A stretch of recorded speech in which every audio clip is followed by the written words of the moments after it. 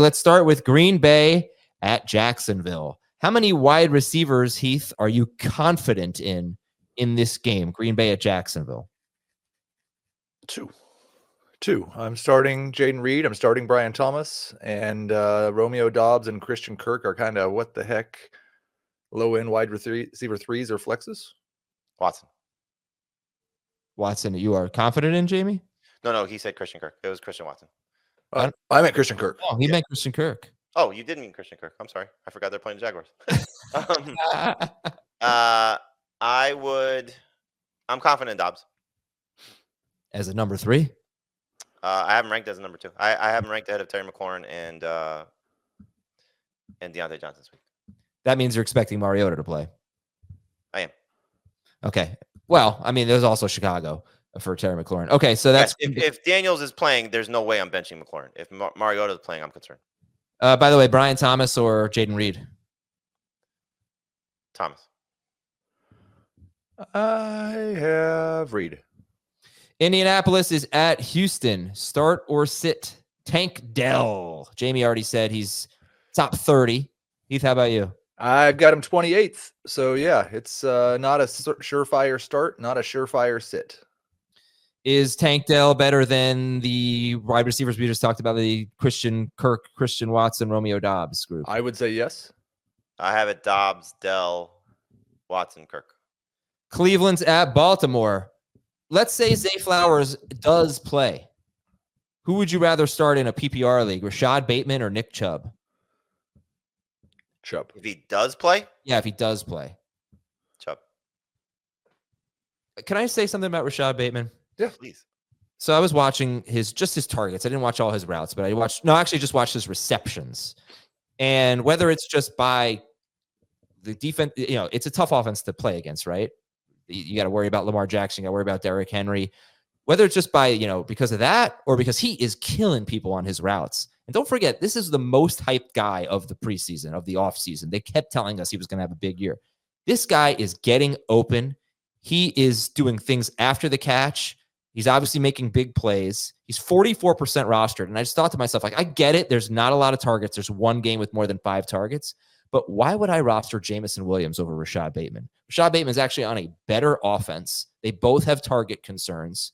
I still think at 44%, Bateman, while I know it's going to be kind of ebbs and flows because of the low targets, I still think he's under rostered right now. And if Zay Flowers does miss any time, then we're talking about something pretty exciting here. What do you guys think? It's a very interesting comp with Jameson Williams. Very interesting because you have the early season, what Williams was doing, and you have the recent performance of what Bateman's doing on top of Williams now missing 2 games. So do you make that pivot and see if Bateman can stay hot or Flowers maybe misses a game because of this injury that he's dealing with? He was limited, right? He didn't miss practice. I think he missed practice. He missed practice. And but Rashad Bateman's rostered in fewer leagues than Christian Watson. Yeah, I mean it's a good call, and even take it a step further. Like think about what Michael Pittman and Josh Downs are with Anthony Richardson.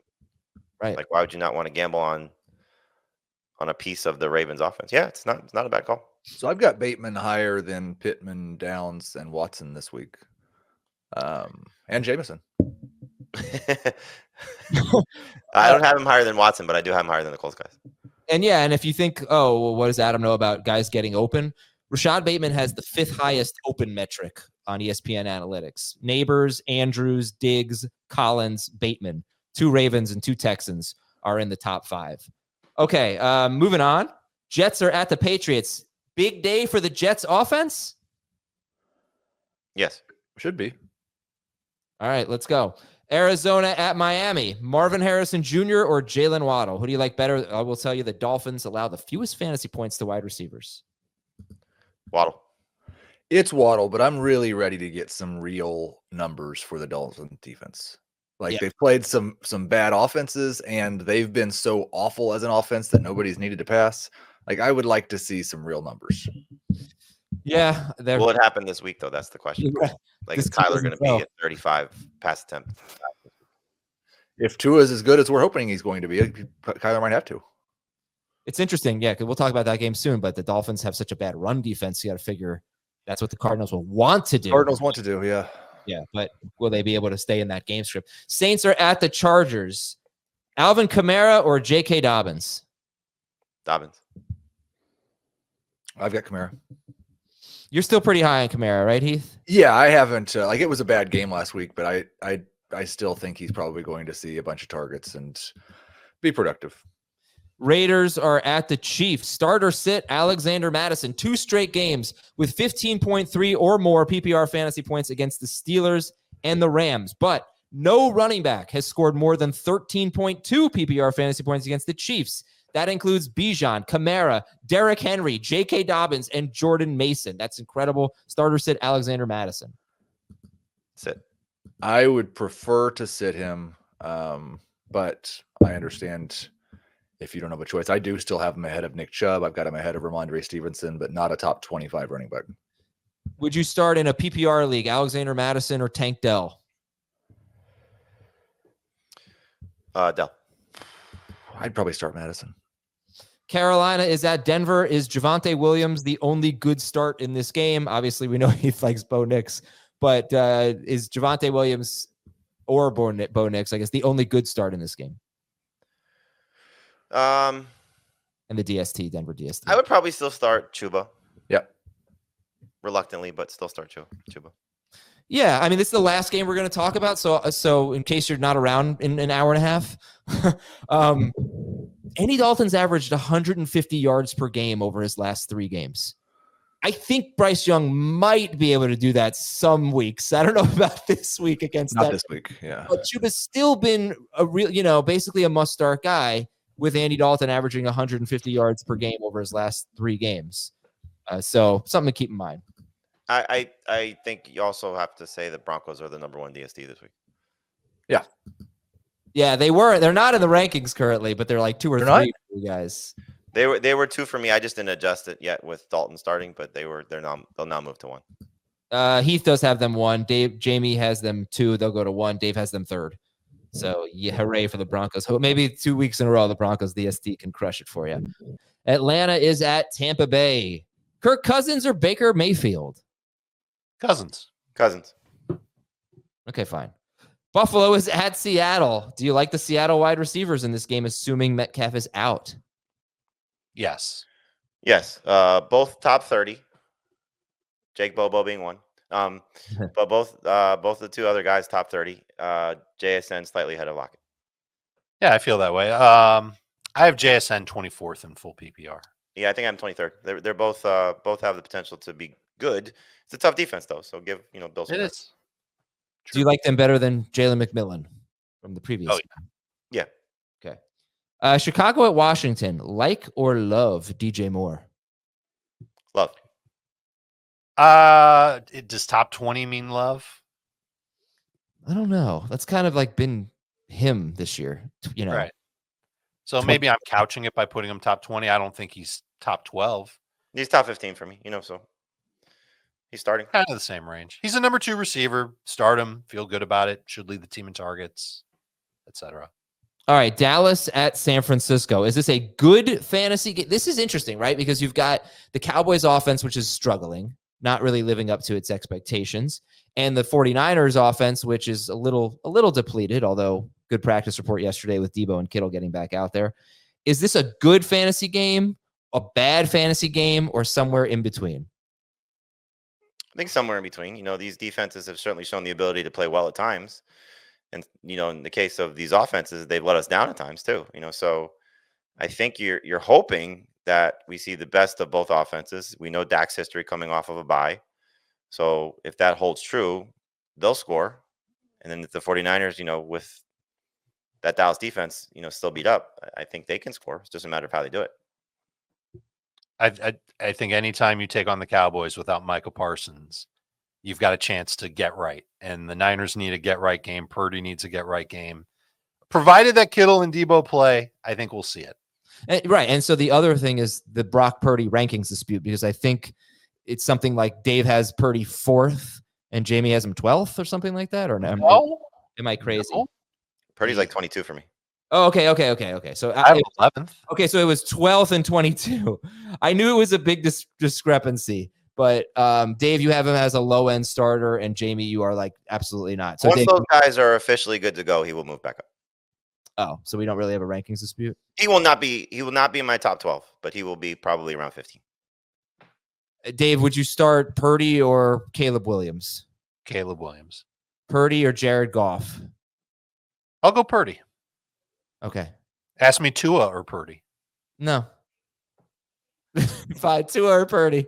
I'm not telling you. You're going to have to look at my rankings. Well, but he had, what has he had? 2 good games all year, Purdy? It sounds about right. Maybe But 3. he's had 2 good games. And it's the game of the week. Yeah, this is the worst execution. The worst execution of game of the week. I thought you were going to talk more, but the game. This is the game of the week?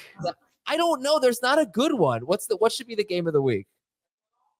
I mean, Cincinnati, Philly kind of stands out to me. Oh no, phooey. Those teams stink. I don't believe that. I don't believe that. But, No way there's going to be. all right, you know what? Forget it. I will think of another one. Just give me another chance. I wasn't feeling it all morning. I didn't have conviction. I'm sorry. That was the worst I've ever done. All right, Philadelphia at Cincinnati. Green Day said it best. You can't go forcing something if it's just not right. That's exactly what a great song, by the way. Philadelphia at Cincinnati. Start every relevant player. This is the game of the week. Yes. I don't think so. I don't know. Oh, I know that Bengals defense is so good. Can I read you a quote? Let me see. No Okay. reason.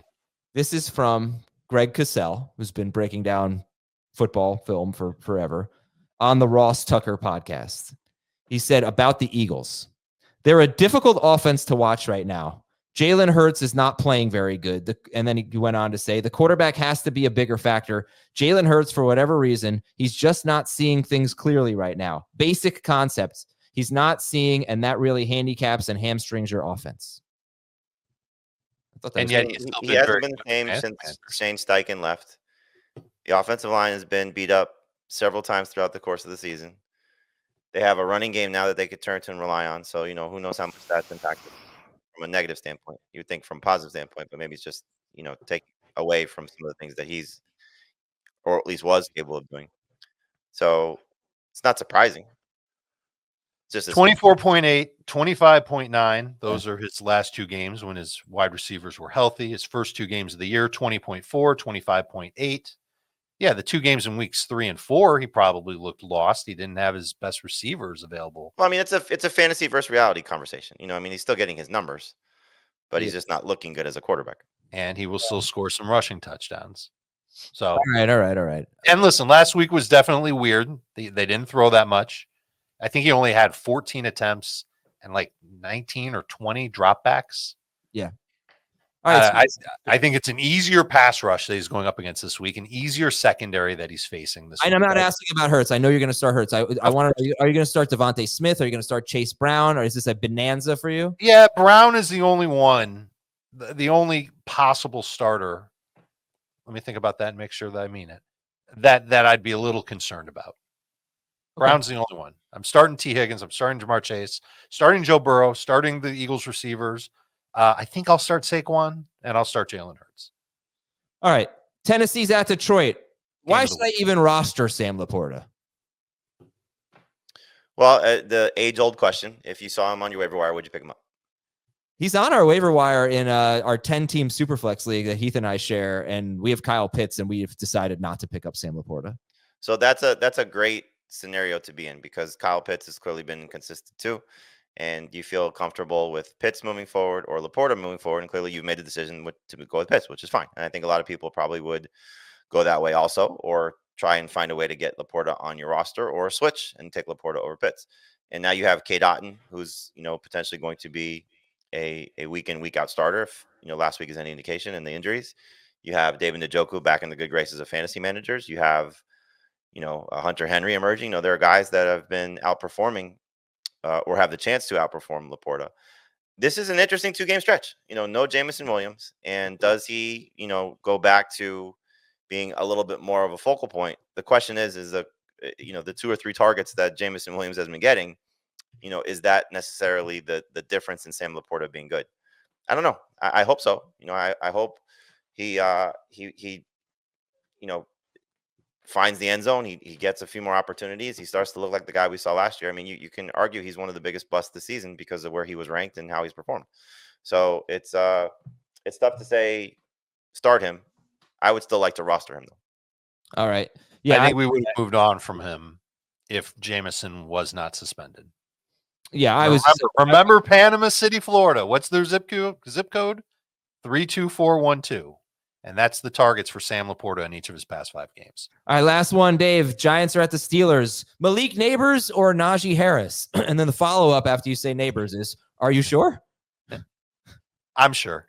I still think that Neighbors' upside is just way better than Najee's. The only thing I can take away, Najee had a great run last week.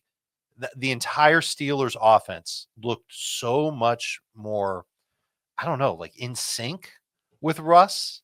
I guess that's confident with Russ. It's just the takeaway that I have from that game against the Jets. And it encourages me for everybody involved. So I like Najee, and I think he can have another decent game, maybe even a really good game because game script should be in his favor. But I'm still going to trust that upside with Malik Neighbors. Najee over a guy like Chase Brown, though, right? I'm ready for that, yes. Najee or Tony Pollard. Jamey, I know you don't love Tony Pollard this week. I moved Pollard up a little bit. They might be close. Pollard probably in PPR, Najee in half and none. Okay. All right. Where do you have Najee compared to Chuba Hubbard? Najee head. I've got him back to back. I haven't decided all the way yet.